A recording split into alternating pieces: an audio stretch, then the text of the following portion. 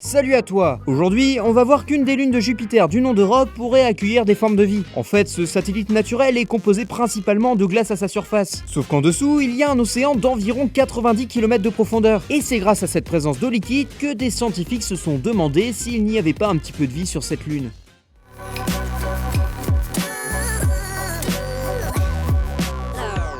L'homme cherche activement de la vie dans l'univers depuis quelques dizaines d'années. On parle souvent de planètes lointaines capables d'accueillir la vie, et d'ailleurs j'ai même fait une vidéo sur l'une d'entre elles. Sauf que bon, vu nos moyens pour voyager dans l'espace, il est impossible d'envoyer une sonde vers l'une de ces terres 2.0. Du coup, les recherches de vie extraterrestre se sont recentrées sur notre système solaire.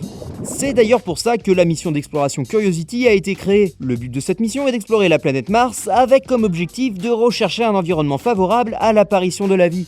Sauf que bon, pour le moment, la mission n'a pas prouvé l'existence de vie martienne. Et ça, même si les scientifiques supposent qu'il y en a eu dans le passé grâce à l'ancienne présence d'eau sur la planète. C'est pour ça que certains chercheurs se sont tournés vers l'un des 67 satellites de Jupiter. Les scientifiques de la NASA se sont rendus compte qu'Europe pouvait être une très bonne candidate pour héberger de la vie. En fait, ce satellite est l'un des seuls endroits du système solaire à posséder de l'eau liquide ainsi que de l'énergie. Par contre, contrairement à la Terre, la lune de Jupiter ne possède pas d'eau à l'état liquide en surface car il y fait bien trop froid. Au lieu d'être en surface, elle va se trouver sous une grosse couche de glace maintenue à une température raisonnable grâce à l'activité du centre du satellite. La NASA estime que dans les profondeurs d'Europe, il y a environ 10 fois plus d'oxygène que d'hydrogène, soit un montant qui ressemble à celui de nos océans. En fait, le cycle de l'oxygène et de l'hydrogène joue un rôle très important dans la chimie des océans d'Europe. Et donc, comme sur Terre, ça pourrait être l'un des éléments qui favoriserait l'apparition de la vie.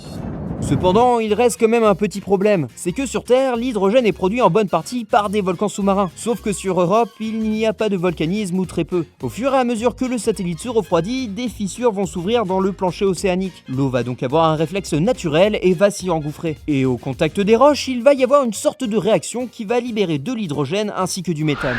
Et pour la production de l'oxygène, il faut compter sur la glace et sur le rayonnement de Jupiter. Quand les rayonnements de Jupiter vont arriver sur la glace d'Europe, ils vont avoir comme effet de briser les molécules d'eau. Et ainsi, les atomes d'oxygène issus des molécules brisées vont pouvoir se diffuser dans l'eau. Avec cette formation, notre océan sous-marin serait donc propice au développement de la vie telle qu'on la connaît sur Terre. Enfin, propice, c'est un grand mot, car on ne sait pas encore tout sur Europe.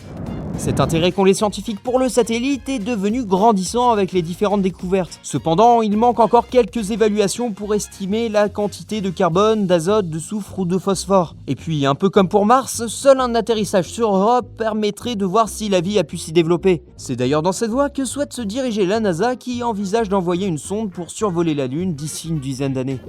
Merci d'avoir regardé cette vidéo. Surtout, n'hésite pas à lâcher un petit like, ça serait génial. Tu peux aussi me rejoindre sur les réseaux sociaux, j'y laisse des avant-premières. Et sur ce, à bientôt.